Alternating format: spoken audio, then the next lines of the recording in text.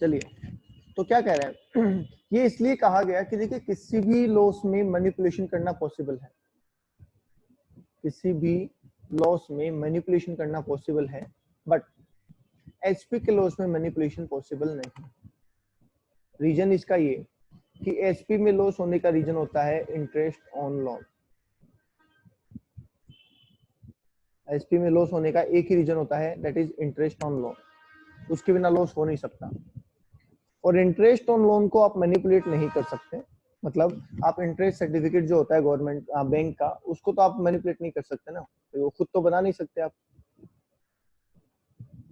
आपको बोला जाएगा बैंक से स्टेटमेंट निकाल के दो, उसमें कितना इंटरेस्ट शो हो रहा है, तो वो तो आप झूठा नहीं बना सकते ना। तो इसलिए उस लॉस में मैनिपुलेशन पॉसिबल नहीं है। तो उसके लिए आपको फ्री किया गया है कि ठीक है, उसके लिए हम आपको दे देंगे। बाकी सारे लॉस में बीएनपी में आप झूठे बिल बना सकते हैं, कैपिटल गेन में आप कम वैल्यू पे शो कर सकते हैं, अदर सोर्स में भी आप झूठी पर्ची बना सकते हैं। मतलब हर जगह पे मैनिपुलेशन पॉसिबल है, बट एचपी में मैनिपुलेशन पॉसिबल नहीं है, क्योंकि एचपी में दो ही खर्चों की छूट मिलती है, standard deduction and interest. HD जब तक एनएवी पॉजिटिव होगा नहीं तब तक मिलेगा नहीं, और इंटरेस्ट की छूट मिलेगी तो लॉस इंटरेस्ट की वजह से ही हो सकता है। अगर इंटरेस्ट नहीं है तो लॉस भी नहीं हो सकता, इसलिए एचपी के लॉस को अलाउ किया गया है।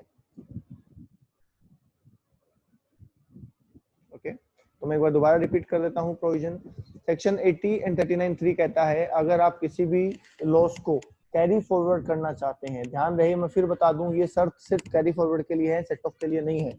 अगर आपने रिटर्न नहीं भी भरी तो भी आप सेट ऑफ तो कर सकते हैं सेम ईयर में, तो ठीक है। कैरी फॉरवर्ड करने के लिए आपको रिटर्न भरना जरूरी है। अगर आपने within due date return नहीं भरी तो आप लॉस कैरी फॉरवर्ड नहीं कर पाएंगे। ड्यू डेट होगी 31 जुलाई इन केस ऑफ इंडिविजुअल और एचयूएफ जिनकी ऑडिट नहीं होनी है, 30 सितंबर in case of audited accounts, और 30 नवंबर in case of foreign transaction, जिसके फॉरेन ट्रांजैक्शन है उनकी। ठीक है, ये आपका एक चैप्टर है, चैप्टर नंबर 18, उसमें हम पढ़ेंगे डिटेल में। चैप्टर नंबर 18 में हम डिटेल में पढ़ेंगे। वैसे 31 जुलाई है इंडिविजुअल और एचयूएफ के लिए, ऑडिट वालों के लिए और कंपनी के लिए है 30 सितंबर, और जिनके इंटरनेशनल ट्रांजैक्शंस हैं उनके लिए है 30 नवंबर। ओके, क्लियर है कंसेप्ट? ठीक है। दूसरा कंसेप्ट, दूसरा ये कह रहा है कि लॉस कैन बी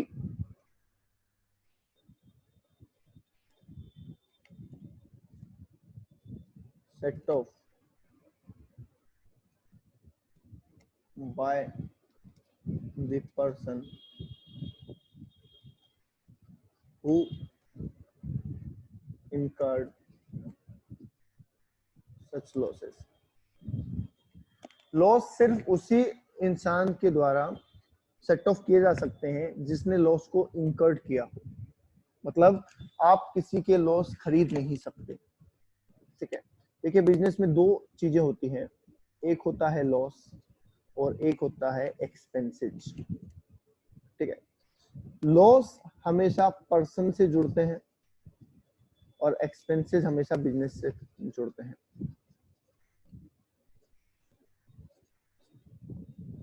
ठीक है, क्या मतलब है इसका? मान लीजिए आप किसी कंपनी का टेक ओवर कर ले, मतलब आप किसी का बिजनेस खरीद लेते हैं, चलता हुआ बिजनेस किसी का परचेज कर लेते हैं।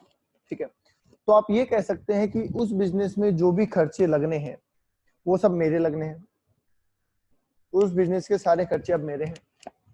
पर आप ये नहीं कह सकते कि उस बिजनेस के सारे लॉस मेरे हैं, मतलब जो लॉस हो चुके हैं आप उनको नहीं खरीद सकते। ऐसा क्यों कहा गया, इस चीज को समझिए। अगर ऐसा नहीं कहा जाता तो क्या होता? इस बार इस साल मान लीजिए रिलायंस ने 100 करोड़ रुपए की इनकम कमाई। ठीक है, और अगर ऐसा ऑप्शन होता कि आप लोगों की लॉस खरीद सकते हैं तो आप क्या करते हैं? ये ऐसी 4 कंपनी ढूंढता जिनके 25-25 करोड़ के लॉस पड़े हों, बहुत सी कंपनी ऐसी है जो लॉस में है। तो ये 4 कंपनी ऐसी पर ढूंढता जिनके 25-25 करोड़ के लॉस हो। अब उनका तो लॉस है, वो तो लॉस में चल रही है।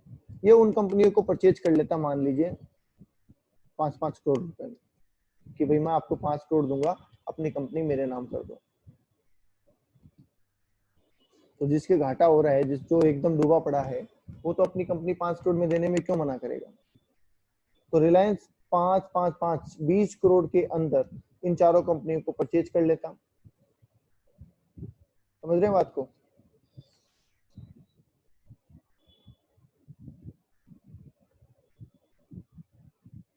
ओके, अभी बता देंगे, ऊपर वापस चलेंगे, ठीक है। पहले ये हो जाए, उसके बाद बता देंगे। तो ये 20 करोड़ में सारी कंपनियां खरीद लेता हूं, इनके जो 100 करोड़ के लॉस थे वो इसके हो जाते हैं, और ये अपने 100 करोड़ के लॉस को इससे एडजस्ट कर लेता।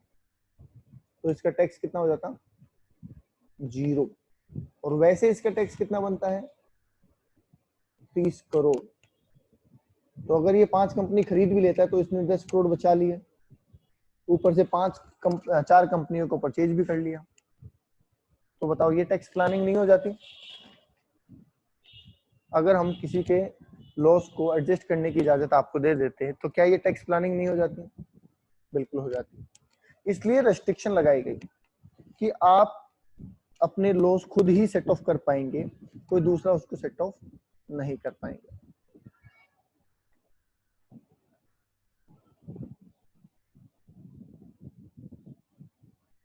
आई बात समझ में? ओके, तो यहाँ पे क्या कहा गया कि loss can be set of by the person who incurred the loss. जिसने लॉस इनकर्ड किए हैं सिर्फ वही उनको सेट ऑफ कर पाएगा, ठीक है। इसके कुछ एक्सेप्शन है। अमलगमेशन, डीमर्जर, इनहेरिटेंस और विल। इन केसेस में ये रूल अप्लीकेबल नहीं होता। जैसे मान लीजिए भाई किसी के पिताजी का बिजनेस चल रहा है, अब पिताजी की डेथ हो गई, तो बिजनेस किसका होगा? बेटे का। अब आप कहेंगे साहब लॉस तो पिताजी ने इंकर्ड किए थे तो बेटा उसको सेट ऑफ नहीं कर सकता। नहीं, उस टाइम ये रूल नहीं लगेगा, उस टाइम बेटा सेट ऑफ कर सकता है। ऐसा ही वसीयत में है। डीमर्जर में एक ही कंपनी के 2 टुकड़े होते हैं। तो एक बार लॉजिकली सोचो, जब एक कंपनी के 2 टुकड़े होंगे तो इसी के मालिक तो निकल के जा रहे हैं, कुछ मालिक यहाँ रह गए और कुछ नई कंपनी में चले गए। तो मालिक तो पुराने वाले ही है ना, जिन्होंने लॉस इंकर्ड किया था, अलग से बाहर से तो कोई आया नहीं। डीमर्जर का मतलब क्या होता है? एग्जिस्टिंग कंपनी के 2 टुकड़े होना, और वहीं के लोग, वहीं के मालिक मिलके 2 टुकड़े कर लेते हैं। तो मान लीजिए यहाँ पे 2 मालिक थे, एक डी था और एक एस था। अब इन्होंने अलग कर लिया, डी ने अपना अलग कर लिया, एस ने अलग। तो मालिक तो वही है ना, तो वो लॉस को सेट ऑफ कर सकते हैं। अमलगमेशन में भी ऐसा ही होता है, हमने पढ़ा है, ठीक है। यहाँ पे नेचर ऑफ मर्जर की बात कर रहे हैं हम, ठीक है। तो वहां पे भी लॉस को सेट ऑफ किया जा सकता है, ठीक है। एक कंडीशन यहाँ पे जरूर है, और वो ये है कि at least 51% share holder should be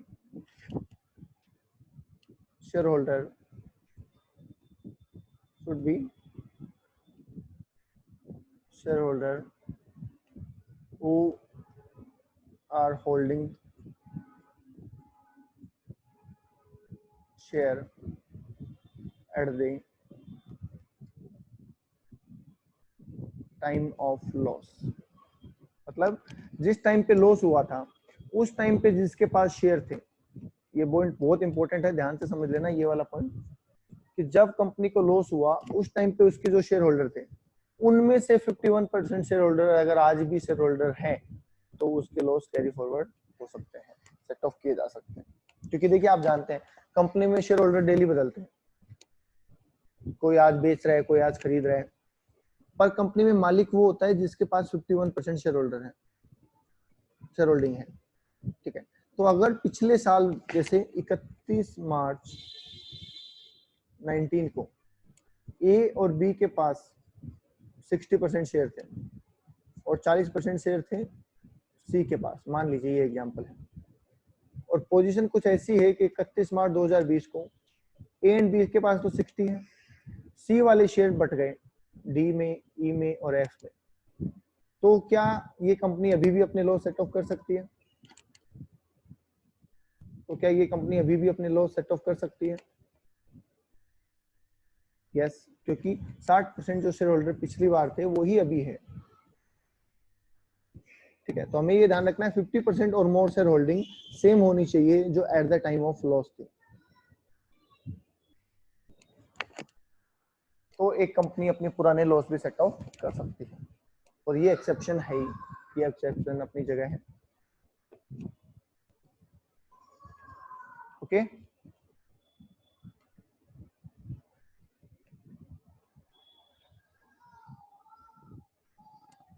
ठीक है। अब इसी पे बेस्ड एक क्वेश्चन बता रहा हूं मैं आपको। इन केस ऑफ फॉर्म बात कर लेते हैं। इन case of partnership form, partnership form में ये बोला गया है कि लॉस वही सेट ऑफ करेगा जिसने लॉस को इंकर्ड किए हैं। यहाँ पे 50% वाला सिस्टम नहीं लगेगा। ठीक है, वो सिर्फ कंपनी के लिए शेयर होल्डिंग वाला। तो मैं आपको एक एग्जांपल दे रहा हूँ, और ये एग्जांपल एग्जाम में आता है बहुत बार, तो इसको इम्पोर्टेंट मार्क कर लेना आप कि 2018-19 की हम बात कर रहे हैं। एक फॉर्म है और फॉर्म में पार्टनर है 4, A B C D, equal partners है। ठीक है, यहाँ पे लॉस होता है इस ईयर में 10 लाख रुपए का। क्या ये लॉस इन चारों को हुआ? क्या ये लॉस इन चारों को हुआ? यस।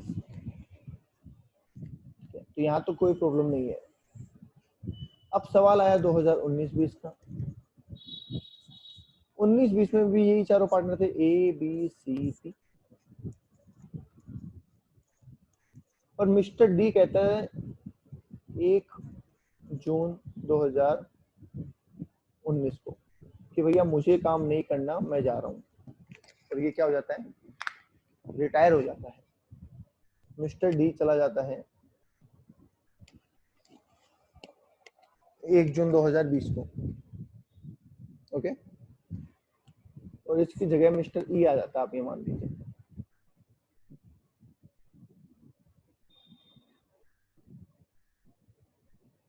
ठीक है, अब इस साल प्रॉफिट हुआ टोटल, पूरे साल का प्रॉफिट बता रहा हूँ, 12 लाख रुपए का। इस साल प्रॉफिट हुआ टोटल 12 लाख रुपए का। तो अब सवाल ये उठता है कि इस 12 लाख में से सेट ऑफ कितना हो सकता है?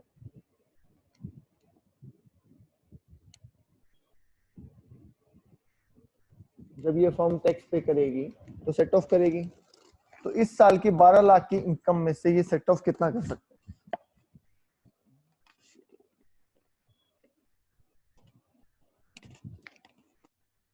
पता है किसी को?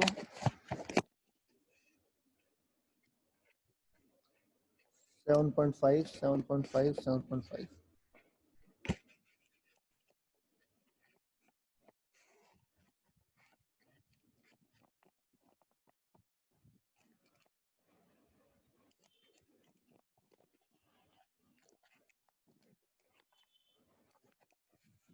और कोई?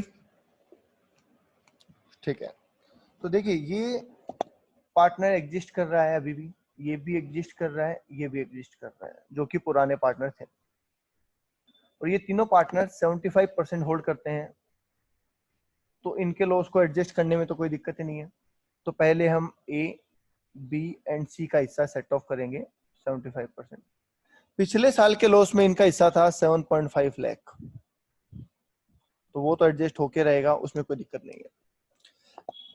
पॉइंट ये है कि मिस्टर डी का जो हिस्सा था पिछले साल के लॉस में, उसको हम सेट ऑफ नहीं कर सकते क्योंकि मिस्टर डी चला गया है।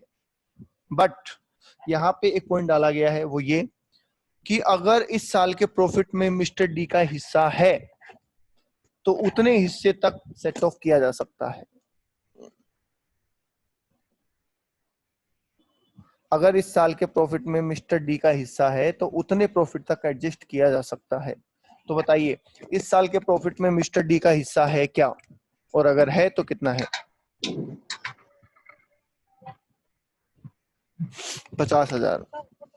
ओके, कह रहा है 50,000। बाकी कोई? क्या इस साल के प्रॉफिट में मिस्टर डी का हिस्सा है? आपने पार्टनरशिप पढ़ रखी है। ये नारियल बिल्कुल। कैसे? देखिए इस साल टोटल कमाया गया 12 लाख रुपए, जो कि 12 महीने का। भयंकर गर्मी है यार। मिस्टर डी जून उधर मतलब अप्रैल मई 2 महीने तो था यहाँ पे। तो पहले और उधर आओ। प्रॉफिट निकालेंगे 12 लाख डिवाइड बाय 12, अरे भाई और साहब, उसमें से 25% हिस्सा उसका था। उधर आओ बेटा, ये रखो। तो इसके हिसाब से 50,000 का प्रॉफिट उसका इस साल के प्रॉफिट में है। डाल दो क्या? ठीक है, तो इतने तक उसके हिस्से के लॉस को भी सेट ऑफ, खिड़की बंद कर दूं या अभी? ठीक। तो उसके हिस्से के लिए 50,000 का लॉस भी सेट ऑफ किया जा सकता है।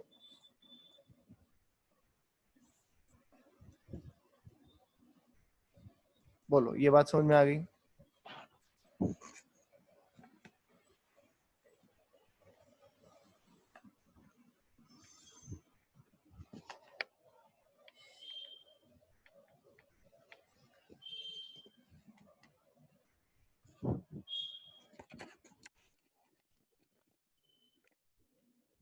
मैं यहाँ लिख देता हूं, लॉस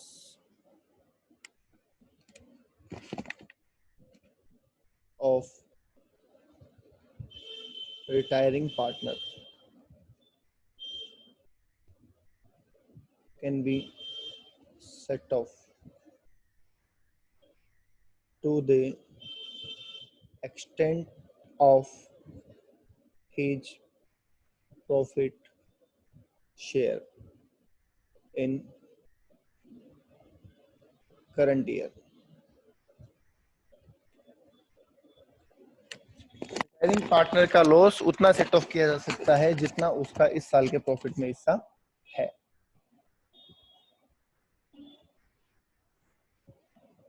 ओके,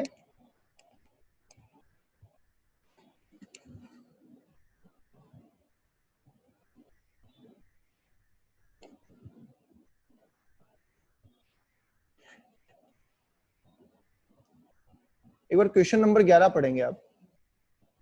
क्वेश्चन नंबर 11 पढ़ेंगे आप।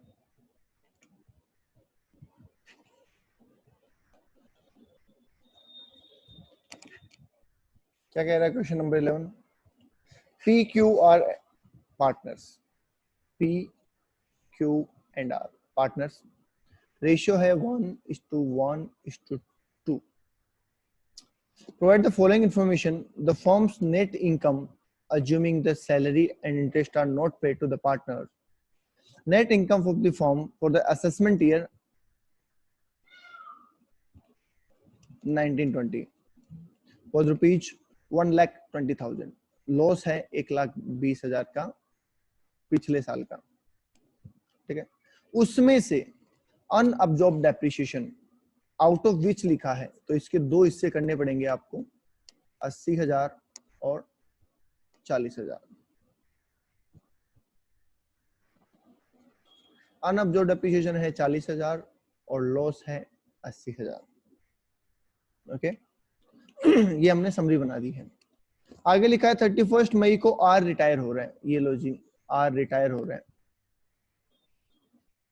31 मई 2019 को। जो हमने एग्जाम्पल लिया था वैसे ही कुछ है, और बाकी पार्टनर मिलके सेम बिजनेस चला रहे हैं। इस साल के फर्म की जो इनकम है असेसमेंट ईयर 2020-21 की, लॉस को एडजस्ट करने से पहले जो इनकम है, लॉस और डेप्रिसिएशन को एडजस्ट करने से पहले, वो है 1,20,000 रुपए। ठीक है, तो यहीं से हम सॉल्यूशन करेंगे। बताइए कितना लॉस एडजस्ट हो सकता है? सेम एग्जांपल जो मैंने अभी दिया था वैसा ही क्वेश्चन है। इस साल का प्रॉफिट है 1,20,000 रुपए, पिछले साल का लॉस है 1,20,000, जिसमें से 80,000 का लॉस है और 40,000 का डेप्रिसिएशन है, और आर रिटायर हो गया है।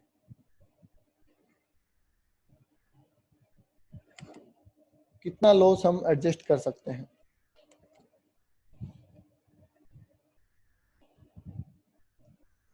सौरभ जैन 50,000, ओके, और टोटल 50,000, ओके।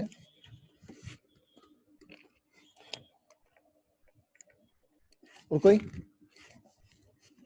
ठीक है, तो देखिए क्या करना है हमको। हम सबसे पहले तो लिखेंगे brought forward loss mister P and Q के। बोलो, पी एंड क्यू के लॉस लाने में हमें कोई दिक्कत? कोई भी दिक्कत नहीं है। पी एंड क्यू तो अभी भी एग्जिस्ट करते हैं, तो उनका लॉस लाने में कोई दिक्कत नहीं है। पिछले साल 80,000 के लॉस हुए, एक बार अनअब्जॉर्ब डेप्रिसिएशन छोड़ दो, पिछले साल 80,000 के लॉस हुए। उन 80,000,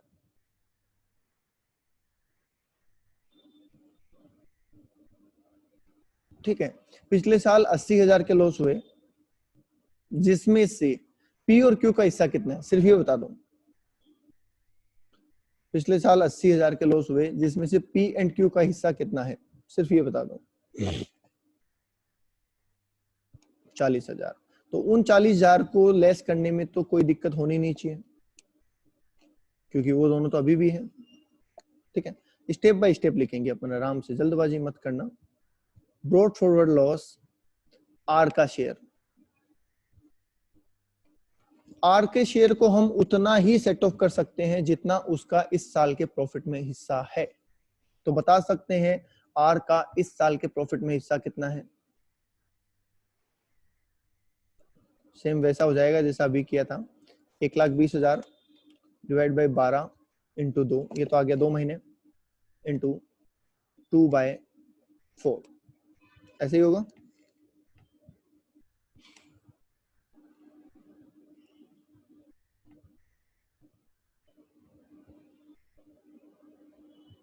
सिक्स 6 7 आ रहा है।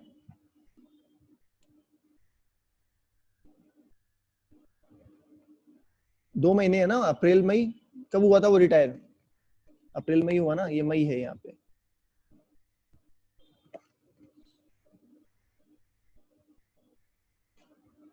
$1,20,000 पूरे साल की इनकम है।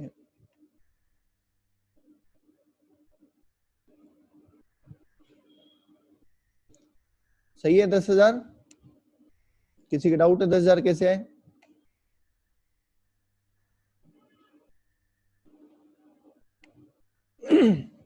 $1,20,000 मैं रिपीट कर देता हूँ, 1,20,000 पूरे साल की इनकम है, 12 महीने से डिवाइड कर दिया हमने, तो एक महीने की आ गई। 2 महीने वो पार्टनर था, और उस 2 महीने में उसका 2/4 का हिस्सा था। ये आपने 8,667, 6,767 कैसे निकाले मुझे नहीं पता, पर जो भी है ये है। ठीक है, फिर बात करते हैं हम अनअब्जॉर्ब डेप्रिसिएशन की। ठीक है, अनअब्जॉर्ब डेप्रिसिएशन, बताइए, अनअब्जॉर्ब डेप्रिसिएशन खर्चा है या लॉस है? डेप्रिसिएशन खर्चा है या लॉस है?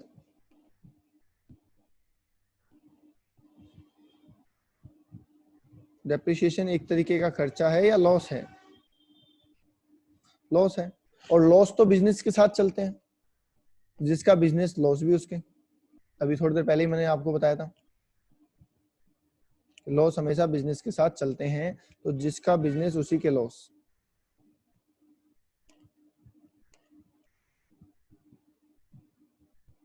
इसलिए लॉस पे ये कंसेप्ट काम नहीं करेगा।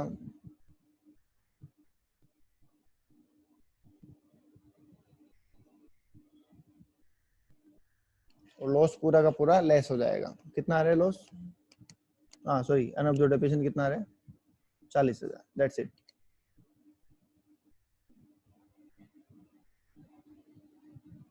तो ये आ गया टोटल 90,000 का एडजस्टमेंट, और 30,000 रुपए टैक्सेबल इनकम। बोलो आगे बात समझ में? देखो, जल्दबाजी करते हैं तो सारा गलत हो जाएगा। सबने गड़बड़ की थी अभी।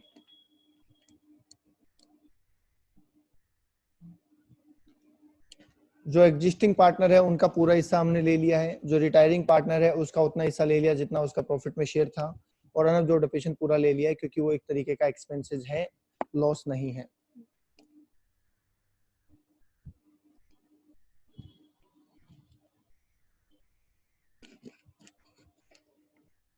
सर का सेट ऑफ, मेरा कौन सा सेट ऑफ है भाई? अरे हर्ष, मेरा कौन सा सेट ऑफ है? आर का सेट ऑफ तो वो तो इनकम है। आर का तो हमने इनकम शेयर निकाला है, सेट ऑफ थोड़ी निकाला है। इस साल के प्रॉफिट में हिस्सा, तो इस साल का प्रॉफिट तो कितना है? 1,20,000 है।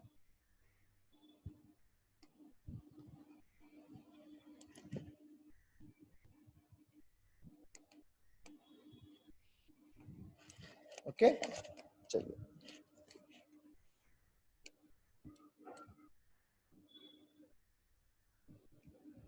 ठीक है। तीसरा पॉइंट लास्ट बता रहा हूं और उससे हमारा क्वेश्चन नंबर 7 है।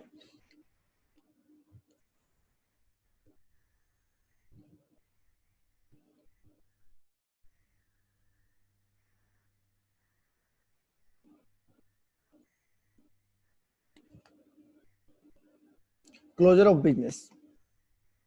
ठीक है, देखिए क्लोजर ऑफ बिजनेस में सिर्फ दो बातें आपको ध्यान रखनी है। अगर क्लोजर ऑफ बिजनेस में आपको कोई लॉस होता है, अगर क्लोजर ऑफ बिजनेस में आपके कोई लॉस होता है तो वो कैरी फॉरवर्ड हो जाएगा 8 साल के लिए। बिजनेस कंटिन्यू है या नहीं है,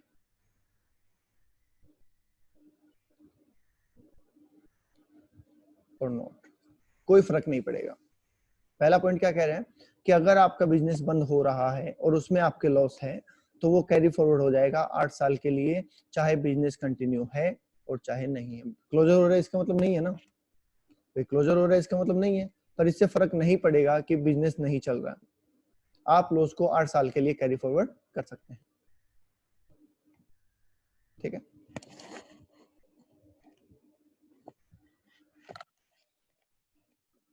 ओके, ये वाली बात क्लियर है। एक पॉइंट यहां पे आता है डीम्ड इनकम का। डीम्ड इनकम आपको याद होगा, हमने सेक्शन 41(1) में पढ़ा था, बीएनपी में सेक्शन 41(1) में पढ़ा था हमने डीम्ड इनकम।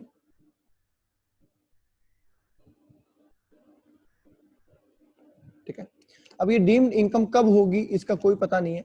जैसे मान लीजिए हमें किसी से पैसे लेने थे, उधार दिए हुए, माल बेचा हुआ था, डेटर से पैसे लेने थे और वो काफी टाइम से नहीं दे रहा है। अब वो 1 साल बाद देगा, 2 साल बाद, 5 साल बाद, 10 साल बाद, कोई पता नहीं है। तो इसके लिए बोला गया कि अगर मान लीजिए पैसा 8 साल बाद रिकवर होता है तो क्या हम इस लॉस को एडजस्ट कर सकते हैं।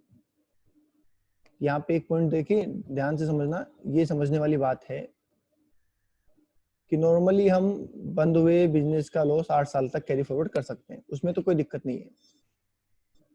ठीक है, उसमें तो कोई भी दिक्कत नहीं है।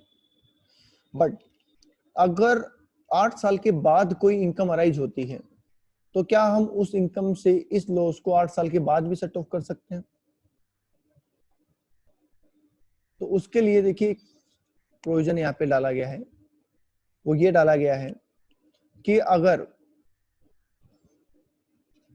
ईयर ऑफ लॉस, जिस साल लॉस हुआ वो, एंड ईयर ऑफ क्लोजिंग, जिस साल बिजनेस बंद हुआ वो, अगर ये दोनों सेम है तब तो आंसर है यस, आप ये लॉस सेट ऑफ कर सकते हैं डीम्ड इनकम से एनी नंबर ऑफ ईयर्स तक। मतलब 8 साल की लिमिट नहीं रहेगी, फिर आप कितने भी साल तक उस लॉस को सेट ऑफ कर सकते हैं। दोबारा रिपीट कर देता हूं, 8 साल तक तो आप जनरली बिजनेस जो बंद हुआ उसके लॉस को सेट ऑफ कर सकते हैं। बट अगर 8 साल के बाद की बात करें तो अगर उस बिजनेस से कोई डीम्ड इनकम होती है अंडर सेक्शन 41 तो आप उसको सेट ऑफ कर सकते हैं अगर आपका ईयर ऑफ लॉस और ईयर ऑफ क्लोजिंग सेम है तो। बट अगर आपका ईयर ऑफ लॉस और and year of closing same नहीं है तो फिर आप नहीं कर सकते, नॉट सेम, तो फिर आप ये एडजस्टमेंट नहीं कर सकते। मतलब आप डीम्ड इनकम से brought forward loss set of नहीं कर सकते 8 साल के बाद। बोलिए, बात समझ में आ गई?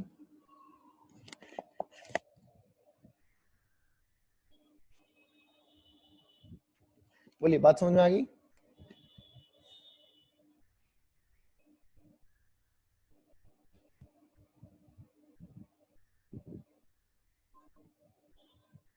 दोबारा बोल देता हूँ, जनरली जो बिजनेस बंद होता है उसके लॉस हम 8 साल तक कैरी फॉरवर्ड कर सकते हैं, नो मैटर कि बिजनेस चल रहा है या नहीं चल रहा है। पर अगर 8 साल के बाद का हम ऑप्शन चाहते हैं तो उसके लिए हमें ये देखना पड़ेगा कि जिस साल लॉस हुआ उसी साल बिजनेस अगर बंद हुआ है तो हम उसको 8 साल से ज्यादा ले जा सकते हैं और डीम्ड इनकम से सेट ऑफ कर सकते हैं। बट अगर बिजनेस बंद बाद में हुआ है तो फिर 8 साल तक की लिमिट रहेगी, 8 साल के बाद की नहीं रहेगी। ठीक है। अच्छा, कल मैंने आपको बताया था कि अनएब्जॉर्ब डेप्रिसिएशन, साइंटिफिक रिसर्च और फैमिली प्लानिंग, इनको किसी भी हेड से सेट ऑफ किया जा सकता है, एनी हेड एक्सेप्ट कौन से एक हेड को छोड़ के किसी भी हेड से इनको सेट ऑफ किया जा सकता है। कल मैंने बताया था कौन से हेड को छोड़ के,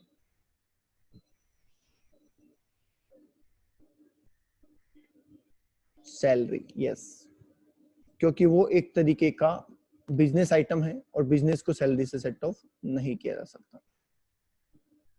ऑडियो क्लियर नहीं है? ऑडियो क्लियर है या नहीं है बता दो एक बार। आयुषी बोल रही है क्लियर नहीं है? ओके, आयुषी बेटा चेक कर लो एक बार आप। चलिए भाई, इस चैप्टर का लास्ट क्वेश्चन करवा देता हूँ, उसके बाद कल नया चैप्टर स्टार्ट करेंगे। बड़ा सारा क्वेश्चन है, ध्यान से समझ लीजिए इसको। कहाँ गया? यहाँ से क्वेश्चन नंबर 7। एक एक बिजनेस की बात करते हैं। सबसे पहले पूरा बीएनपी ही है ये, ठीक है, तो रेडीमेड की बात कर लेते हैं। रेडीमेड बिजनेस में इस साल आपको इनकम है 1 लाख की, तो इनकम लिख लेते हैं हम 1 लाख की। पिछले साल का लॉस है 2,30,000 का, जो कि 2013-14 से रिलेट करता है, ठीक है, और बिजनेस अभी चल रहा है। बताओ इस लॉस को सेट ऑफ कर सकते हैं क्या हम?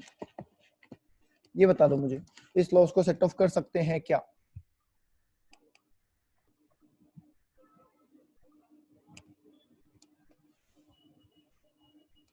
अगर इस क्वेश्चन को ध्यान से समझना चाहते हैं तो साथ साथ जवाब देते रहे बेटा। क्या इस 2,30,000 के लॉस को सेट ऑफ करने में कोई दिक्कत?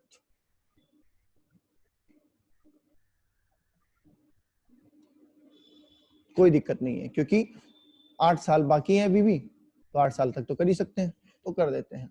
तो हम यहाँ लिख देंगे, मैं साथ ही साथ कर देता हूँ इसको, ब्रॉड फॉरवर्ड लॉस 2 लाख कितना है 30,000 पर एडजस्ट तो कितना हो पाएगा 1 लाख, तो 1,30,000 अभी भी लॉस बच रहा है।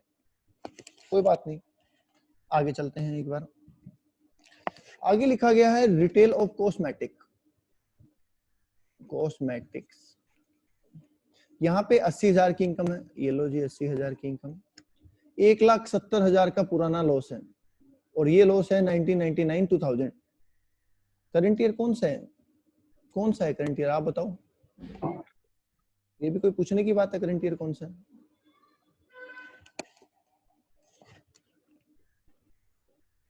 – 2019-20 पढ़ रहे हैं ना हम, प्रीवियस ईयर, वही है करंट ईयर, सारे क्वेश्चन उसी के कर रहे हैं हम। ओके, हाँ जी बताइए, क्या ये 1,70,000 का लॉस सेट ऑफ करने के लायक है? क्या ये 1,70,000 का लॉस हम सेट ऑफ कर सकते हैं?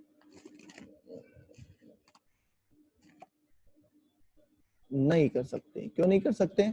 8 साल बीत चुके हैं, ठीक है, तो इसको भूल जाइए। अच्छा, ये 50,000 का अनअब्जॉर्ब्ड डेप्रिसिएशन कर सकते हैं? 50,000 का अनअब्जॉर्ब्ड डेप्रिसिएशन कर सकते हैं? यस, क्योंकि इसके लिए कोई टाइम लिमिट नहीं है। वैसे भी ये 14-15 का है, नहीं भी होता तो भी कोई दिक्कत नहीं थी, पर अनअब्जॉर्ब्ड डेप्रिसिएशन को हम लास्ट में करेंगे। मैं यहाँ लिख लेता हूँ, अनअब्जॉर्ब्ड डेप्रिसिएशन है हमारे पास 50,000 का, ठीक है, अभी नहीं करेंगे, इसको लास्ट में करेंगे। ओके, फिर आगे चलते हैं। सॉफ्ट टॉयज, यहाँ लिख देता हूं मैं, सॉफ्ट टॉयज का बिजनेस। सॉफ्ट टॉय के बिजनेस में बेटा करंट ईयर की कोई इनकम नहीं है, बिल्कुल नहीं है। लॉस है 80,000 रुपए के। कौन से साल के? 17-18 के। बताइए सेट ऑफ करने के लिए एलिजिबल है या नहीं है? नहीं है। सॉफ्ट टॉयज के 17-18 के प्रॉफिट लॉस जो है सेट ऑफ करने के लिए लायक है या नहीं है?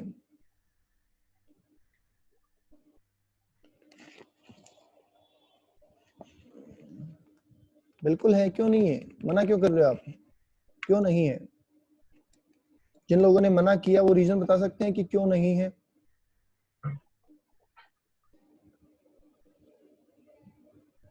बिल्कुल है। अभी तो बताया था, चाहे बिजनेस चल रहा हो चाहे बिजनेस नहीं चल रहा हो, 8 साल के लिए तो कोई दिक्कत ही नहीं है। वो तो 8 साल के बाद की बात है। इतनी जल्दी भूल गए? तो ये एडजस्टेबल है। किससे करेंगे वो बात की बात है, देखते हैं कहाँ प्रॉफिट निकलता है उससे कर लेंगे। 8 साल के बाद सिर्फ डीम्ड इनकम से तभी करेंगे जब वो सेम वाला फंडा हो। ठीक है, अभी तो डीम्ड इनकम आई नहीं है। डन। आगे चलते हैं फ्रूट बिजनेस। फ्रूट बिजनेस, अब इसमें डीम्ड इनकम आ रही है कितने रुपए की? 30,000 रुपए की।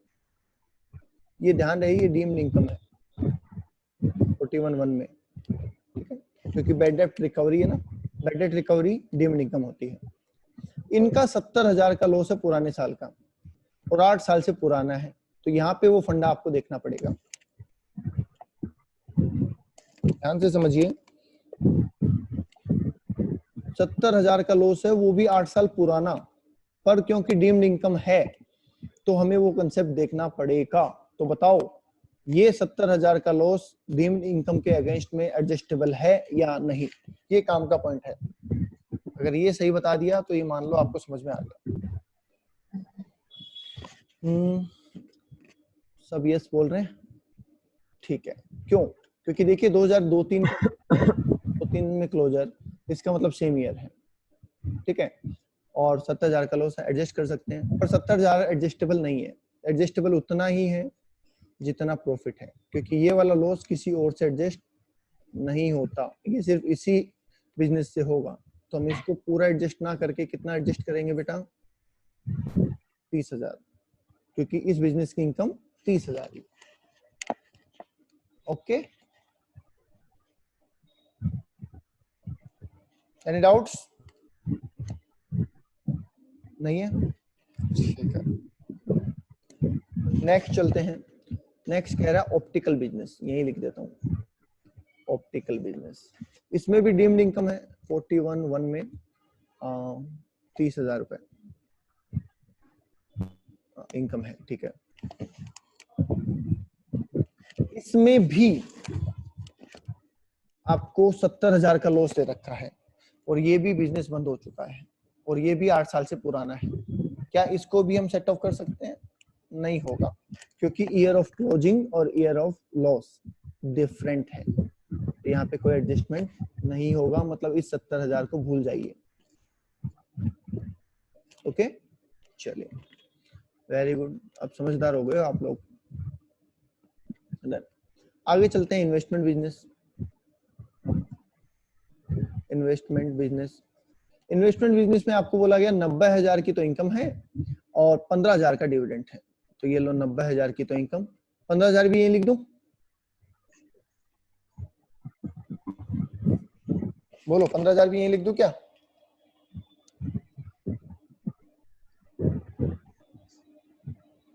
नहीं, 15,000 यहाँ नहीं लिखेंगे भैया, डिविडेंड कहाँ जाएगा? अदर सोर्स में जाएगा। बताओ, पर ये टैक्सेबल होगा या नहीं होगा? 15,000 एग्जम्प्ट होता है ना डिविडेंड, तो 15,000 टैक्सेबल होगा या नहीं होगा? बिल्कुल टैक्सेबल होगा। इंडियन कंपनी से नहीं है, ये फॉरेन कंपनी से है, ये बात भी ध्यान रखना, हर छोटी छोटी बात को ध्यान रखना है। ऐसा नहीं डिविडेंड देखा और एग्जम्प्ट एग्जम्प्ट एग्जम्प्ट करने लगे, ठीक है। तो ये टैक्सेबल होगा, but income from other source में होगा, इसलिए हमने अदर सोर्स में डाल दिया, क्योंकि अभी हम इंट्रा हेड कर रहे हैं, इंटर हेड नहीं कर रहे। ओके बेटा, चलो।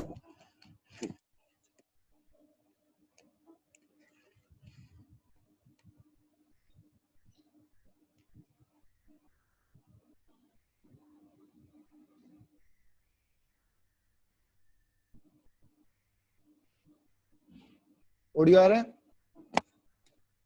ऑडियो वीडियो आ रहा है?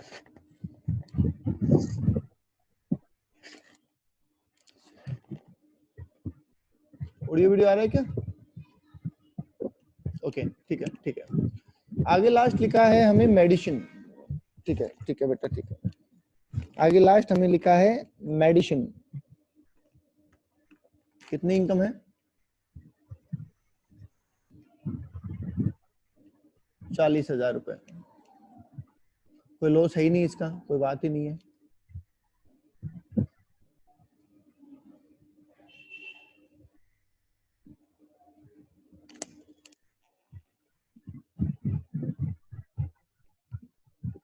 एक मिसप्रिंट है, इसको काट देना ना, ये वाला मिसप्रिंट है, इसको काट देना। ओके, लास्ट है मैन्युफैक्चरिंग ऑफ स्कूल यूनिफॉर्म। बताओ, ये वाला इनकम तो है नहीं, ये लॉस है 40,000 रुपए। क्या ये लॉस एडजस्टेबल है? क्या ये 40,000 का लॉस एडजस्टेबल है? लास्ट पॉइंट बता दो, बात खत्म। क्या ये 40,000 का लॉस एडजस्टेबल है? नहीं है, नहीं है, नहीं है, बिल्कुल नहीं है। क्यों नहीं है? देखो, रिटर्न नहीं फाइल करी, return of income, return of loss file हुए बिना थोड़ी होता है, बताया तो था। इसलिए ये एडजस्टेबल नहीं है, दैट्स इट। अब जितनी जानकारी चाहिए थी हमने हमारी इसमें ले ली है, अब बस आपको एडजस्टमेंट कर देने हैं। पहले इंट्रा हेड कर दो। इंट्रा हेड में आपके पास यहाँ पे लॉस है 1,30,000 का, यहाँ पे प्रॉफिट है 80,000 का।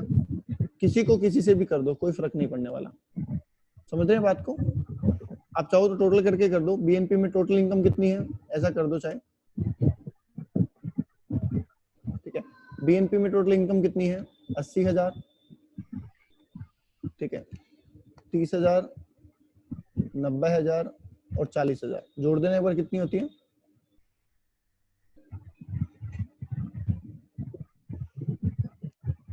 2,40,000 रुपए। और लॉस कितने हैं? लॉस कितने हैं?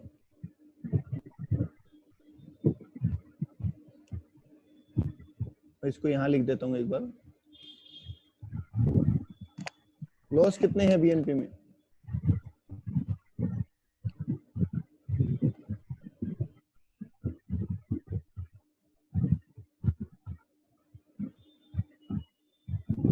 बोलो, लॉस कितने हैं? आप चाहो तो इंडिविजुअल आइटम भी लिख सकते हैं, आप चाहो टोटल भी लिख सकते हैं। ठीक है, तो मैं एक बार यहाँ लिख रहा हूँ बेटा पूरी, कि 2,40,000 रुपए के तो इनकम है और 2,10,000 के लॉस है। तो मैं ये लिख सकता हूँ क्या कि नेट इनकम 30,000 की है। यहाँ पे लिख देता हूँ, चलो बीओपी इनकम 30,000 रुपए, ऐसा लिख सकते हैं।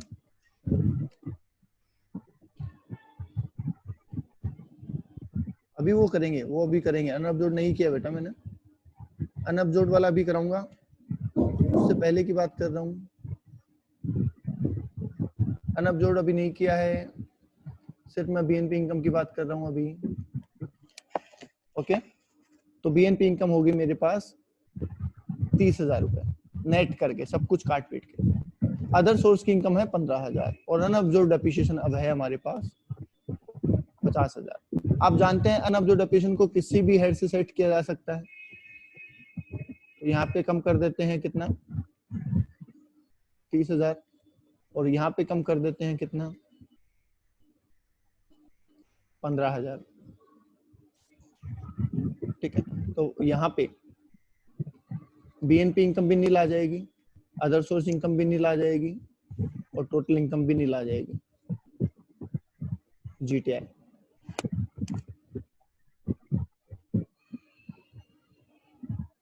ओके,